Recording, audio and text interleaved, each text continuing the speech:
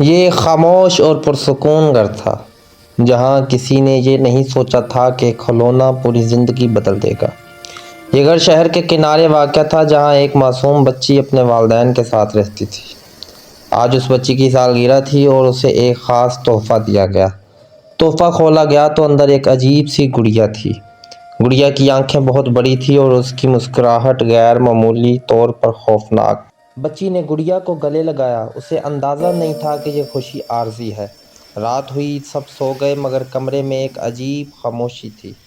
صبح گڑیا اپنی جگہ پر نہیں تھی، وہ بستر کے قریب پڑی تھی۔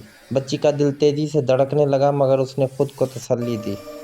اگلی رات بچی نے خوفناک خواب دیکھا۔ گڑیا ہنس رہی تھی۔ بچی نے اپنے والدین کو بتایا مگر انہوں نے اسے وہم کہا۔ رات کے وقت کمرے سے سرگوشیوں جیسی آوازیں آنے لگی۔ بچی نے دیکھا گڑیا کی آنکھیں حرکت کر رہی تھی۔ اب بچی اکیلی کمرے میں رہنے سے ڈرنے لگی تھی۔ ڈر نے بچی کو کمزور کر دیا اور وہ دن بدن بیمار رہنے لگی۔ ایک بزرگ نے بتایا یہ گڑیا عام نہیں، اس میں منفی طاقت ہے۔ گھر والوں نے فیصلہ کیا کہ اس گڑیا کو ختم کرنا ہوگا۔ وہ گڑیا کو گھر سے باہر لے گئے اور آگ میں ڈال دیا۔ آگ بجھ گئی مگر ایک ہنسی اب بھی گونج رہی تھی۔ برائی ہمیشہ ختم نہیں ہوتی، کبھی کبھی وہ واپس آ جاتی ہے۔ کیا گڑیا واقعی ختم ہو گئی تھی؟ یہ کہانی ابھی باقی ہے۔